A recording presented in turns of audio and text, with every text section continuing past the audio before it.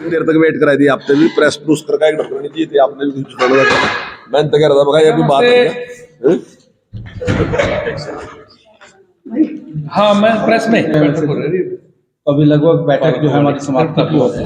मुख्यमंत्री जी का भाषण चल रहा है, तो अभी दोपहर से पहले के विषय आपको आदरणीय अध्यक्ष जी ने ब्रीफ कर दिए, लेकिन ओवरऑल कार्यकारिणी का जो दोपहर बाद के खासकर 2-3 सत्र हुए हैं उनके बारे में और सारी कार्यकारिणी के बारे में जानकारी देने के लिए हमारे बीच में हरियाणा सरकार में मंत्री, भारतीय जनता पार्टी के प्रदेश के वरिष्ठ नेता, शिक्षा मंत्री आदरणीय पत्रकार और छायाकार बंधुओं को संबोधित करें।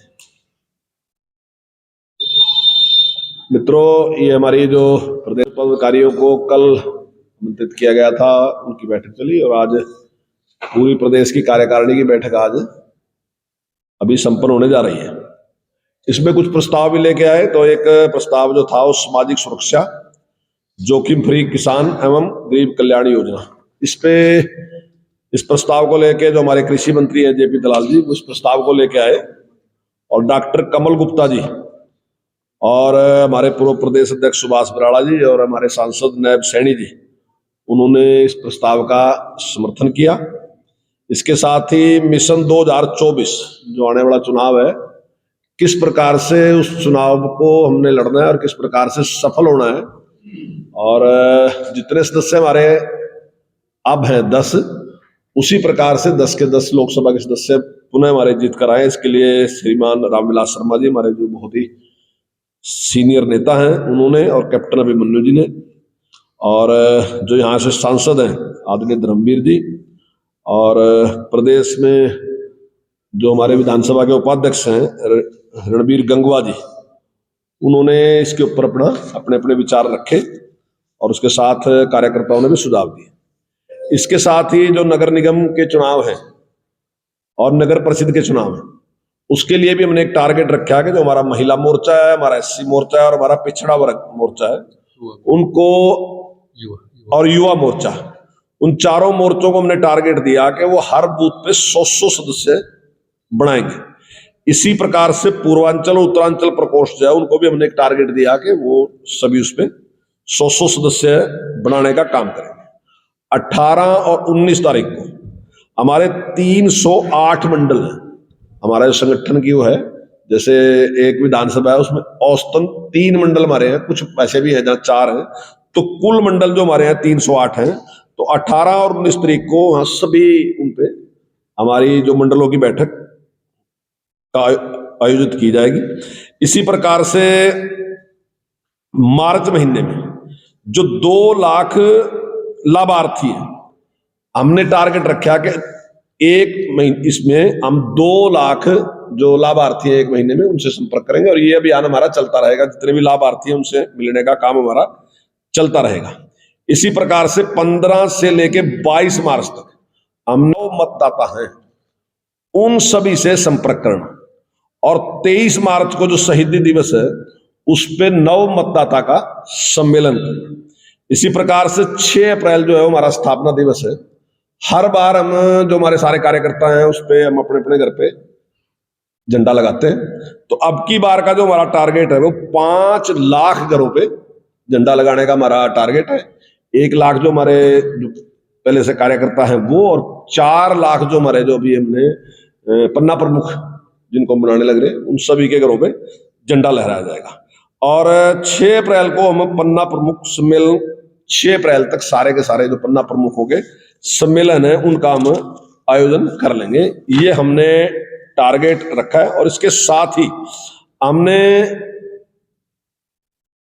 जो हमारे शक्ति केंद्र प्रमुख हैं उसका एक बड़ा सम्मेलन भी हमने अप्रैल मास में आयोजित करना है। तो ये लगभग मेरा ख्याल है 50,000 से ज्यादा संख्या है, लगभग 4200।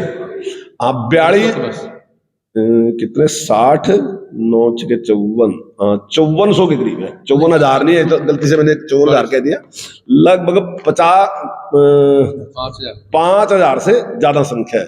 मैंने गलती से वो 5400 के बजाय 54,000 कह दिया आपसे। तो वो सारे जो हमारे शक्ति केंद्र प्रमुख हैं उनका सम्मेलन भी आयोजित किया जाएगा। इस प्रकार की योजना आज यहाँ पे बनी है और जिस प्रकार से सरकार काम कर रही है, विशेष करके किसान के लिए, गरीब के लिए जिस प्रकार से काम कर रही है, तो उसको और बढ़ा के उनको जो 1 लाख से कम आमदन वाले लोग हैं, तो हमारा पहला टारगेट ये है कि उनको हम किसी भी माध्यम से, चाहे उनको लोन के माध्यम से और चाहे अन्य किसी माध्यम से भी, क्योंकि हम कौशल विकास में भी आपको पता है कि 1 लाख से कम आमदन वाले जो हैं उनको 50 नंबर दे दें ताकि उनको रोजगार मिल सके, उनकी जो गरीबी है वो पहले समाप्त हो, उसके लिए काम कर रहे हैं। इस प्रकार से भारतीय जनता पार्टी इसका सारे कार्य में लगी हुई है और निश्चित तौर से आने वाले टाइम में सुख परिणाम रखे। यही विषय थे जिनके ऊपर हमने चर्चा की है। वो चर्चा तो काफी विस्तार से, क्योंकि सुबह से इतनी देर बैठे, अभी मैंने तो ये तो सारी प्रेस तो मैंने 5 ही मिनट में कर ली, 5 भी नहीं लगे, इसमें 5 से भी कम लगे, लेकिन उसमें सभी लोगों ने उसमें भाग लिया और किस प्रकार से हमने काम करना।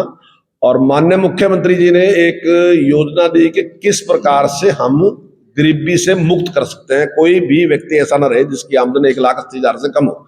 मैं मानता हूं कि इसमें टाइम लगेगा, लेकिन अभी हमारा प्रयास जो है वो 1 लाख का है। 7 लाख लोग ऐसे हैं जिनकी, परिवार ऐसे हैं जिनकी आमदन 1 लाख से भी कम है। तो हमारा पहला टारगेट है कि हम पहले उनकी आमदन बढ़ाने के लिए काम करेंगे और उनमें से काफी अच्छी संख्या है। अभी 32,000 लोग ऐसे हैं जिनको हमने सीधा लोन दिया ताकि वो अपनी उसको दूर कर सके, और ऐसे कुछ लोग हैं जिनको कौशल रोजगार में हमने काम किया। जो देखिए प्रैक्टिकल आपके सामने भी आया, हाँ, मैं व्यवहारिक जवाब चाहेंगे।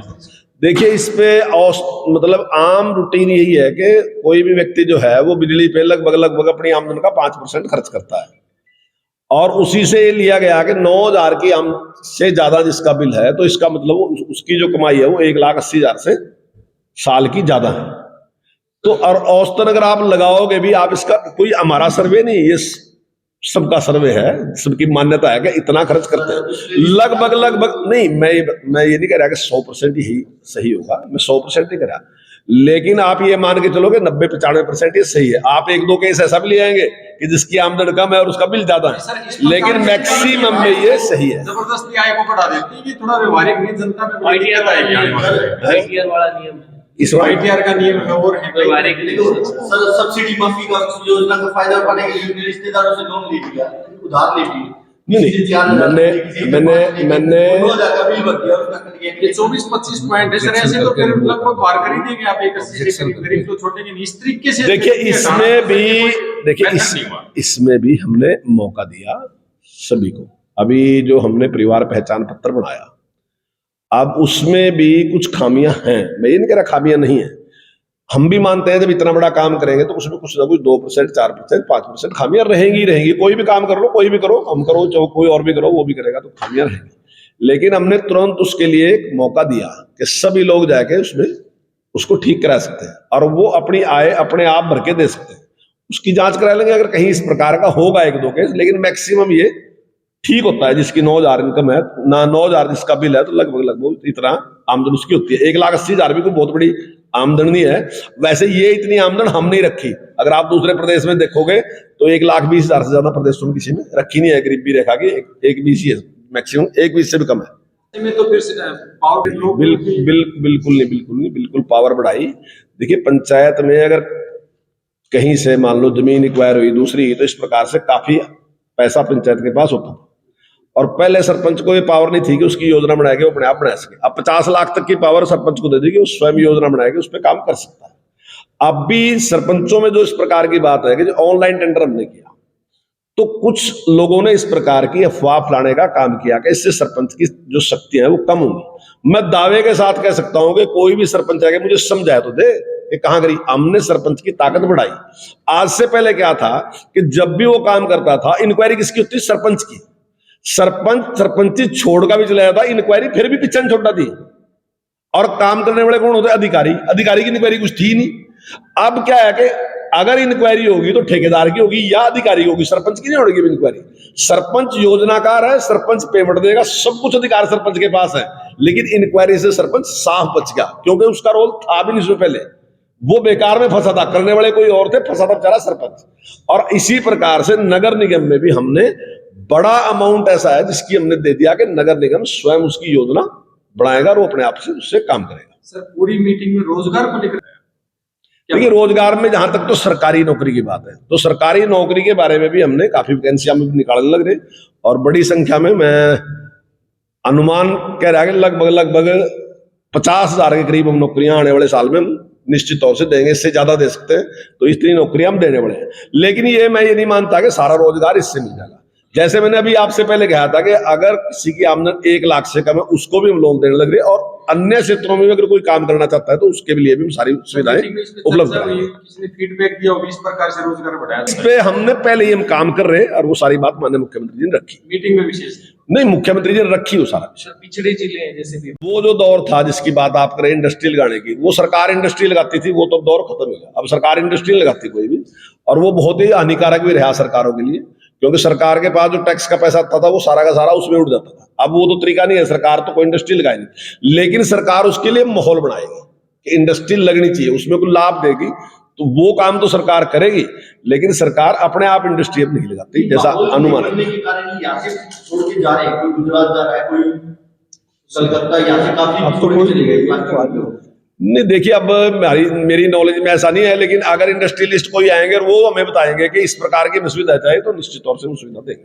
सर मीटिंग में नहीं, अभी इस पे अभी देखिए इस पे कोई चर्चा नहीं है। हमारा हाईकमान जो है वो उस पे जो भी आदेश देगा उसका आदेश हम मान लेंगे, लेकिन अभी इसके ऊपर कोई चर्चा नहीं हुई। तो बजट स्तर को लेकर किस प्रकार की चर्चा हो रही है? देखिए बजट स्तर पे जिस प्रकार का काम माननीय मुख्यमंत्री जी कर रहे हैं वो मतलब काबिल तारीफ है। जब पहला भी उन्होंने बजट पेश किया था तब भी उन्होंने सारे विधायकों को बुलाया था, विपक्ष के लोगों को भी बुलाया था और अपने विधायकों को बुलाया था, और सबके सुझाव लिए थे।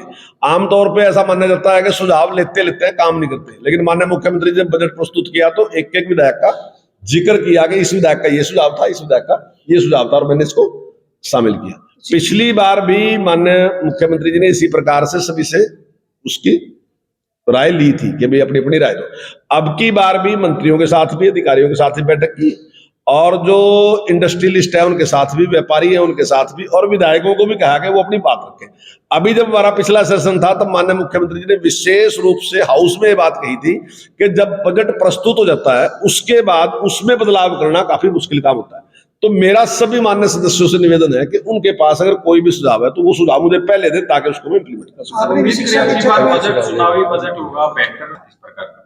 नहीं, बहुत ही अच्छा बजट आएगा, हर वर्ग के लिए बजट आएगा। आज भी माननीय मुख्यमंत्री जी ने जो कार्यकर्ता है उनकी बैठक रख रखी कि उनका कोई सुझाव है अलग अलग वर्ग से, कोई व्यापारी से, दूसरे से, उसके भी सुझाव है, और उससे पहले माननीय मुख्यमंत्री जी ने सुझाव दिए, और जितने भी बजट अब तक प्रस्तुत हुए हैं सबने तारीफ की है। 3 सत्रों की बैठक है हमारा पार्टी का, जब राष्ट्रीय कार्यकारिणी होती है, राष्ट्रीय कार्यकारिणी के बाद प्रदेश की कार्यकारिणी होती है, प्रदेश कार्यकारिणी के बाद जिला कार्यकारिणी होती है, जिला कार्यकारिणी के पास हमारे मंडलीय कार्यकारिणी होती है। क्योंकि जो फैसला ऊपर से लिया गया उसको इम्प्लीमेंट करते हैं आस्ता आस्ता, तब इम्प्लीमेंट होगा जब तक वो कार्यकर्ताओं के पास जाएगा। उस सब पे चर्चा ही है। ठीक है जी। शिक्षा के क्षेत्र में जो आपने किस प्रकार का बजट के बारे में जो आपने सुझाव दिया है, क्या? शिक्षा में कितना क्या कुछ? देखिए शिक्षा में बहुत अच्छा बढ़ोतरी हुई है। 11% था तो 11 से 15% तक चला गया शिक्षा का बजट, और अब की बार मुझे पूरी उम्मीद है कि और भी बजट मिलेगा। मैंने माननीय मुख्यमंत्री जी के सामने 2 प्रस्ताव रखे थे, बाकी तो सारा कुछ करेंगे। 2 प्रस्तावों में ये है कि एक काम हम करना हमने शुरू कर रखा अभी, और हमने टारगेट किया है कि हर स्कूल में 7 चीज ऐसी है जो वो हर स्कूल में होनी चाहिए। जैसे मान लीजिए स्कूल की 4 दीवारी है वो होनी चाहिए, स्कूल का रास्ता है वो होना ही चाहिए, स्कूल का शौचालय है वो अच्छा होना ही चाहिए, पीने का पानी है वो अच्छा होना ही चाहिए, तो उसकी ब्यूटिफिकेशन है वो होनी ही चाहिए, अगर कहीं कमरा खराब है तो ठीक होना ही चाहिए। ऐसे 7 काम हमने निश्चित कर दिए, और उन 7 कामों के लिए हमने राशि भी निश्चित कर दी कि 1 रुपए से लेकर 25 लाख रुपए तक हम सीधा ड्यूल टैक्स, उसमें ड्यूल टैक्स भी होना चाहिए। तो 1 रुपए से लेकर 25 लाख तक की राशि कर दी कि हम सीधा स्कूल को देंगे, और जो SMC है और जो हमारा हेड है, चाहे वो प्रिंसिपल है चाहे हेडमास्टर है, वो उस राशि को खर्चेगा, वो ही उसका टेंडर करेगा। तो अभी हमने 27 ब्लॉक जो है वो सिविल वर्क के लिए रखे, और 27 ही ब्लॉक जो है हमने ड्यूल टैक्स के लिए रखे। उन 27 ब्लॉक में हमारा काम चल रहा है। तो माननीय मुख्यमंत्री से मैंने निवेदन किया था कि अब की बार इतनी राशि मिल जाए कि हम सारे के सारे हरियाणा में इसको इंप्लीमेंट कर सकें, और मुझे पूरी उम्मीद है कि उसके लिए मैंने लगभग 500 करोड़ रुपए की डिमांड की, वो हमें पक्का मिल जाएगा। इसके अध्यापकों की कमी है, अध्यापकों की कमी है स्कूलों में, अध्यापक नहीं होंगे तो बिल्डिंग एक और हाँ, बिल्डिंग वाली मैं भी आपको बता रहा हूं। जहां तक बिल्डिंग की बात आपने कही उसके लिए भी हमारे 180 स्कूल ऐसे हैं जिनकी बिल्डिंग अच्छी नहीं है, मतलब उसमें जरूरत है। केवल 180, 14,000 से ज्यादा स्कूल है हमारे पास। तो उसके लिए भी अपने माननीय मुख्यमंत्री जी के को प्रस्ताव रखा कि एक ही बार में आने वाले साल में जितने भी हमारे स्कूल हैं जिनकी बिल्डिंग अच्छी नहीं है, वो सारी की सारी बिल्डिंग हम नई बिल्डिंग वहां बनाए, उसके लिए भी हमने प्रस्ताव रखा। जहां तक आपने टीचरों की बात की कि हमारे पास टीचर कम है, हाँ मैं स्वीकार कर रहा इस बात को, हमारे पास टीचर कम है, लेकिन उसके लिए भी हमने भर्ती की प्रक्रिया शुरू कर दी। हमने पहले भर्ती की प्रक्रिया शुरू कर दी थी, लेकिन उसमें कोटा है जो खिलाड़ियों के लिए था, उसका हमने क्लियर नहीं किया था, उसकी वजह से वापस आई थी भर्ती। अब दोबारा हमने भेज दी वो। अभी 2-4 दिन में जो टीजीटी की भर्ती है उसकी वो घोषणा कर दी जाएगी, उसकी वैकेंसी निकाल दी जाएंगी। और जहां तक पीजीटी की है वो हमने कर दी, और 7,400 कुछ जो है वो टीजीटी है, और 4,000 से ज्यादा हमारे पीजीटी हैं, और 6,000 हम कौशल रोजगार के माध्यम से रखने लग रहे। कुल मिला के 20,000 के करीब हम टीचर रखने जा रहे। जैसे ही ये टीचरों की भर्ती हो जाएगी तुम्हारी टीचरों का 1700 व्यावहारिक पक्ष क्या है सर, वो थोड़ा सा आपसे जानना चाहेंगे। देखिए, अभी जिन लोगों ने आरोप लगाया, आप उनसे पूछो। मान लीजिए गरीब आदमी है और सरकार ने एक निर्णय लिया कि हम आपको, अगर आपने प्राइवेट में पढ़ाना, हमारे स्कूल में नहीं पढ़ाना चाहते, 700 उसी कह रहे ना आप, चिराग योजना, चिराग योजना में कह रहे नहीं। देखिए, अभी तक 1960 बच्चे गए, लेकिन हमने एक विकल्प दे दिया गरीब आदमी कि भाई अगर आपको लगता है कि मैं प्राइवेट पढ़ा रहा हूं, अब आप भी अपना बच्चा प्राइवेट में पढ़ा रहे होंगे, लेकिन अगर गरीब आदमी पढ़ाओ तो आप कह रहे हैं कि आप व्यवस्था में परिवर्तन कर रहे हैं। तो व्यवस्था में परिवर्तन, जिस आदमी की आमदन 1,80,000 से कम है, मैंने अगर उसको अवसर दे दिया कि भाई तेरी मर्जी है, तू चाहे तो मेरे पास पढ़ा ले और चाहे तो प्राइवेट में पढ़ा ले, मैं 700 रुपए तेरे को दूंगा 5वीं तक के, बाकी पैसे जो होंगे तो अपने आप देगा। मैं तेरे को 900 रुपए दूंगा 8वीं तक के, वो तू चाहे तो मेरे पास पढ़ा ले चाहे बाहर पढ़ा ले। मैं तुझे 12वीं तक 1,100 रुपए दूंगा, तू चाहे तो अपने यहाँ पढ़ा ले चाहे बाहर पढ़ा ले। तो मैं नहीं समझता इसमें कुछ गलत है।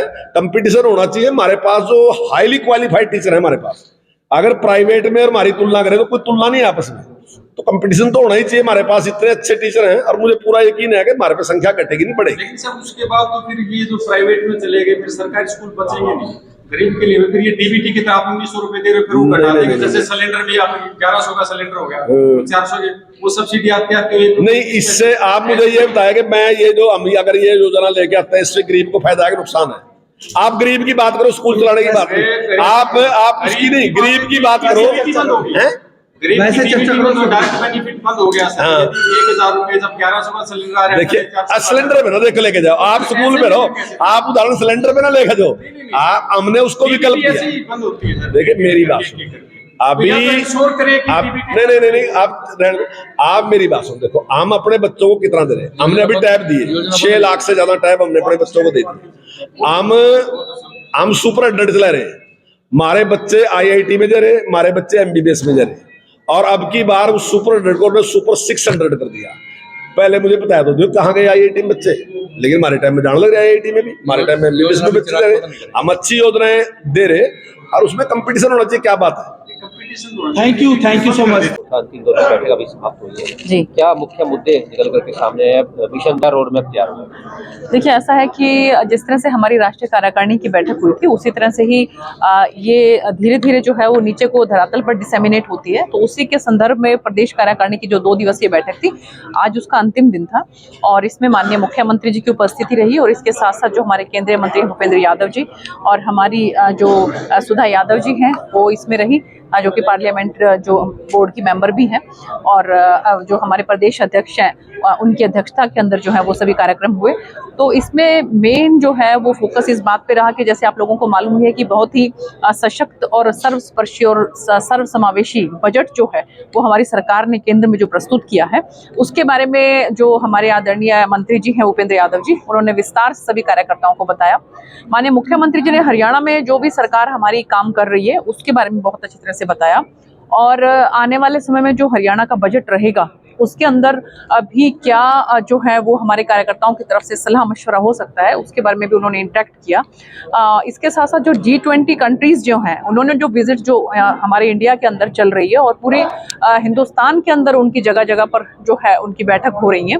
उसी संदर्भ में जो हमारे हरियाणा में भी आप लोगों को मालूम होगा कि प्रतापगढ़ में भी जो है उनकी विजिट होनी है, चंडीगढ़ में भी एक विजिट हो चुकी है, गुड़गांव में भी उनकी विजिट होनी है।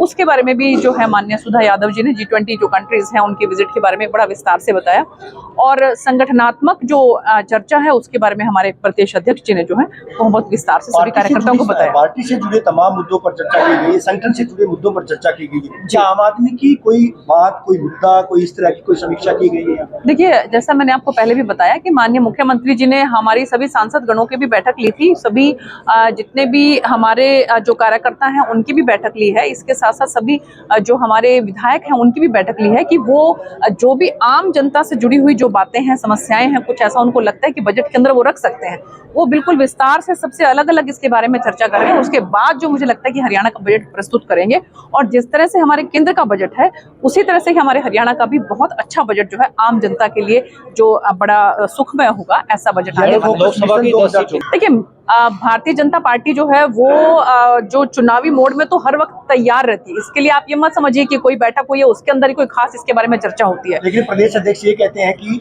चुनाव से पूर्व की बैठक काफी अहम बैठक है ये जी। हम हैं तो जाहिर तौर पर चुनावी मोड में पार्टी आ चुकी है पूरी तरह से। देखिए, मैंने आपको जैसे पहले बताया कि भारतीय जनता पार्टी का कार्यकर्ता और भारतीय जनता पार्टी का संगठन जो है वो 24/7 जो है वो चुनावी मोड में रहता है। वो हमेशा ऊर्जा से भरपूर, उत्साह से भरपूर रहता है। तो उसी ऊर्जा को जो है वो समय समय पर हम बैठक करके जो है आपस में एक दूसरे के साथ चर्चा करते हैं, और मुझे लगता है कि उसी तरह की ये बैठक है। लोकसभा की 10 सीटें फिलहाल जो है बिल्कुल सारा रोड मैप जो है वो तैयार है। इसमें प्रदेश अध्यक्ष जी ने भी, मुख्यमंत्री जी ने भी, और हमारे जो केंद्रीय संगठन है वहां से भी जो है समय समय पर उसके बारे में जो भी संगठनात्मक जो चर्चा है वो होती रहती है, और पूरी तैयारी है। और मुझे पूरी उम्मीद है कि 10 की 10 लोकसभा की सीटें 2024 में भी हम लोग जीत दर्ज करेंगे। देखिए, ऐसा है कि माननीय मुख्यमंत्री जी ने उनके साथ विस्तार से बात की है, और ये आप लोगों की एक बहुत बड़ी एक मुझे लगता है कि ऐसी बात नहीं है कि आप कह रहे हैं कि जो सरपंचों की बहुत बड़ी संख्या में बहुत बड़ी संख्या है कि बहुत बड़ी संख्या सरपंच उन भाइयों की है कि जो अपने गांव में काम करवाना चाहते हैं, और उसके तहत उन लोगों ने जो भी फॉर्मेलिटीज है वो सारी फॉर्मेलिटीज पूरी कर दी है। और माननीय मुख्यमंत्री जी ने स्पष्ट रूप से ये कहा है कि जो जितना काम करवाएगा, और 1000 करोड़ के करीब माननीय मुख्यमंत्री जी ने 1000 करोड़ के करीब जो है वो 31 मार्च से पहले जो गांव के सरपंच अपना काम करवा लेंगे, तो मुझे लगता है कि हर सरपंच ये चाहता है कि वो दोबारा से भी बने, और अगर वो गांव के काम करवाएगा तो नेचुरल सी बात है कि वो दोबारा बनेगा। 1000 करोड़ रुपया कोई कम नहीं होता। आपके संसदीय क्षेत्र के मंत्री, देखिए, ऐसा है कि माननीय मुख्यमंत्री जी ने जो कही है बात, 1000 करोड़ रुपया पूरे हरियाणा के गांव के लिए, सरपंचों के लिए है। मुझे लगता है कि जितना जल्द से जल्द हो सके, क्योंकि एक बात उन्होंने और कही है कि अगर जो सरपंच अपने गांव के लिए पैसे के लिए जो है वो नहीं फॉर्मेलिटीज पूरी करेगा, तो हो सकता है कि उस पैसे को किसी दूसरे गांव में जो सरपंच काम करवाना चाहता है वहां पर उसको ट्रांसफर कर दिया जाए। तो कोई सरपंच ये क्यों चाहेगा कि उसके गांव का काम ना हो? तो मुझे लग रहा है कि सबके सब जो है आगे बढ़ के जो है वो आ रहे हैं और वो अपने गांव का काम करवाना चाहते हैं। सरपंच एक मांग और कर रहे हैं कि राइट टू वोकल एमपी और एमएलए पर भी लागू होना चाहिए, तो इतना जायज मांग। देखिए, ये तो पॉलिसी मैटर है, इसको तो मुझे लगता है कि पॉलिसी के तहत ही पूरा डिस्कशन के साथ जो है सभी संगठन, सभी जो जितनी पार्टीज हैं वो बैठ के इसके मामले पर निर्णय ले सकते हैं। सीएम साहब प्रेस को थोड़ा ब्रीफ हो जाता है।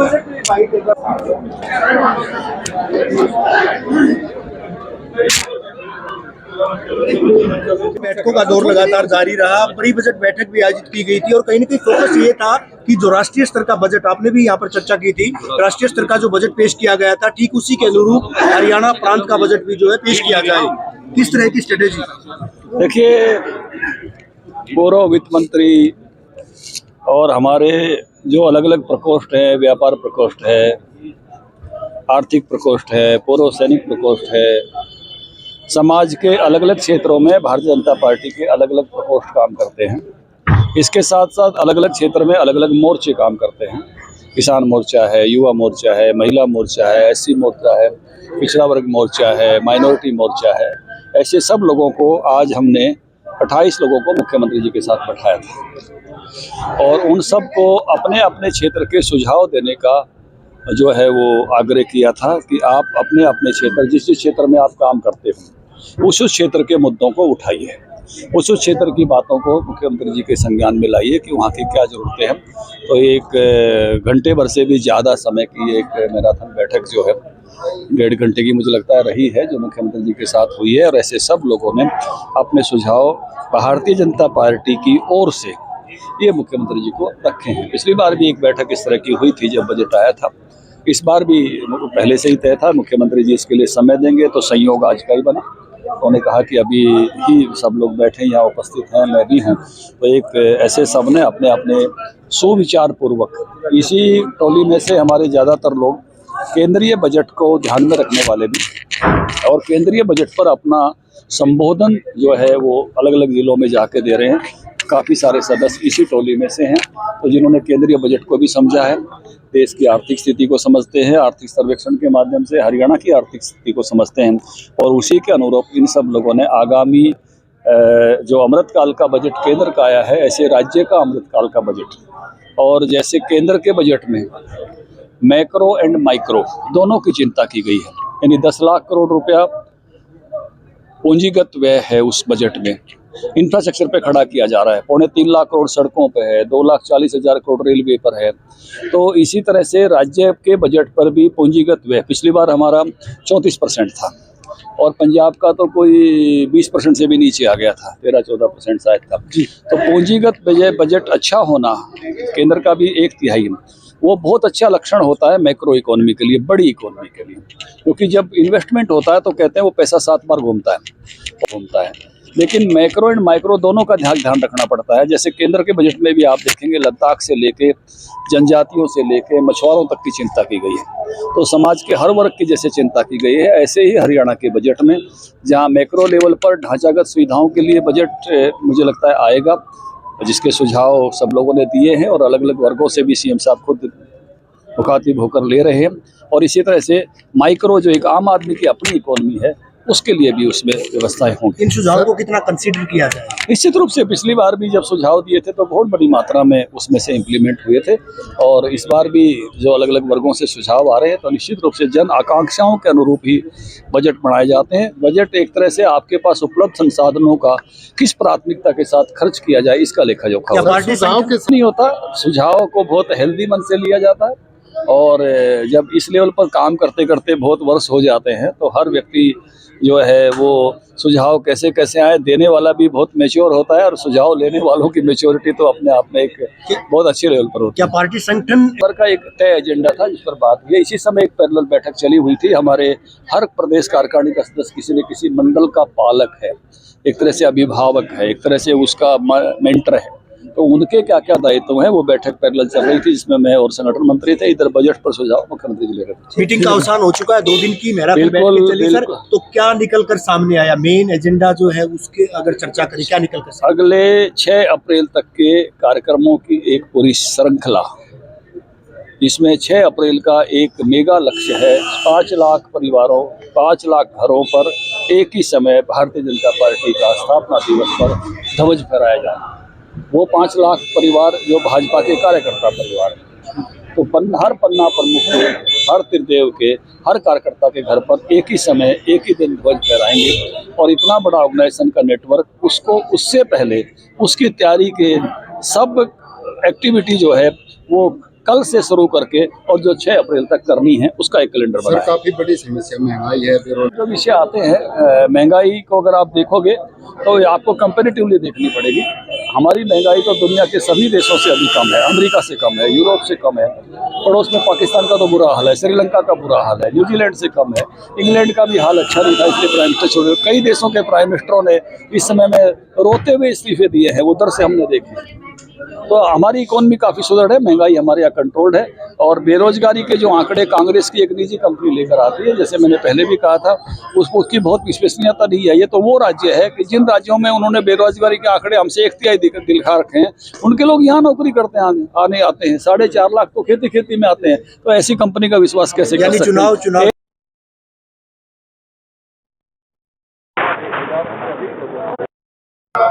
इस भारतीय जनता पार्टी की 2 बार की सरकार ने हरियाणा में जो बोर्ड से और HPSC से पक्की नौकरियां वो दी, सर 24 को लक्ष्य माना, तो जेजेपी के बारे में भी कोई चर्चा की है, उसके साथ लड़ा जाए चुनाव या ये भारतीय जनता पार्टी की प्रदेश कार्यकारिणी की बैठक थी। यह सब एजेंडे 2 दिन की इस मैराथन बैठक में बीजेपी के काम से क्योंकि संबंधित है। मिशन 2024 था तो चुनावी बात की गई। जब वो विषय सर होंगे तब वो आपसे चर्चा करेंगे। अभी भारतीय जनता पार्टी के संगठन की सुदृढ़ता, नीचे तक ले जाना, पन्ना पन्ना तक संगठन खड़ा करना और सबको गतिविधि देना, लाभार्थियों से संपर्क करना, इसी एजेंडे पर 2 दिन चर्चा हुई। शुक्रिया। धन्यवाद।